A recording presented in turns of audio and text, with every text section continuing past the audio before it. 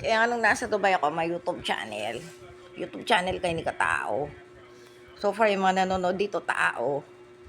Eh, yung sa Dubai, kasi may workout sa Dubai Glass Industry. Hello po, Sir Abdi Manap and Sir Josay pa. Tsaka yung madam na Australian wife, eh, nakaabaya na siya, si madam.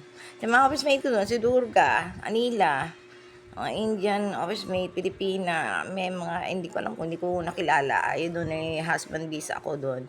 And then, gusto nila akong employer's visa. Eh, hindi naman ako pwedeng humiwalay sa visa ng asawa ko doon noon. Eh, ayaw din niya at ayaw din ng kapatid ko si engineer, si Rudy. Eh, kasi ang ano nila, malaking husband visa offer, wag ka magpapakulong ng visa. So far, naglakas loob din ako kasi office yun eh, sales secretary ka, pero hindi ako nag-field. So, ayan, yung kabubuhan ko sa math, magta-try lahat, kasi magko-compute ka dyan, binigyan ako ni madam ng computation sa account. Aminado ko, nangangapa talaga ako sa bisyo ko doon, hindi pa naman ako nakapokus sa motivation ko. And then, si Sir Josay pa, tuturuan pa ako mag-computer, may gusto sa akin. Kuno, sige sabihin natin, joke, sir, kayo, ikaw na bahala dyan, sir. Kumusta ka na, Sir Josay pa? Yung si Durga, yan, doon ako nanganganga, kasi yung Jana siya. Yun talaga yung i-concentrate ko na, kaso nakauwi na ako. Ito na, yung pinaka-end niya, umuwi na ako, nagkasakit ako. So far, hindi na ako masaya doon. Nag-field ako, yan, beauty consultant, mas masaya ako sa mga mall. Siguro talagang yan lang yung linya ko. Nakakayan din ang utak ko kasi nga, computerized na lahat.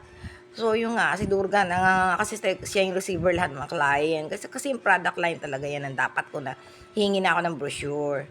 Kasi yung bang isang tanong ng client, talagang yan ang imamaster mo. Kung talagang interesado ka kahit sekretary ka lang, si Anil, ang bilis mag-type. Ako, nanonood lang ako sa kanya. Eh, ako talagang lakas loob lang. Wala ako experience talaga na tumagal ako sa office. So, lakas loob lang at doon na rin ako matututo. Yun lang yung pinaka-point ko. Kung matututo ako sa loob, matuturuan ka naman, masasanay ka for everyday. Saka kahit nagpo-promo ko beauty consultant, yung mga product, kasi lang ng product line, pinag-aaralan ko yung product, especially sa kumpanya ka. Kailangan master mo yan mga parts and equipment. Yan yung tatry kong unahin na sa Dubai Glass, yung mga bulletproof glass, whatever. So sabi ko, ito yung gusto kong gawin na mag-uwi ng brochure, sa bahay, mag-aaral ka. Kasi parang iaano mo na yung, let's say, nasa kumpanya ka lalo, yung concern mo, hindi lang yung product yung product nyo, yung sales yan, di ba? O lahat naman ng negosyo, sales, o ganyan. O lahat naman yan, o yung kung paano mapupush through yung sarili mo na hindi, sa kumpanya, yung pinaka-product, pag-aaralan mo yan, parts and equipment, hindi lang yung basta ka na lang doon puro paganda, pek-pek, parental, signing off.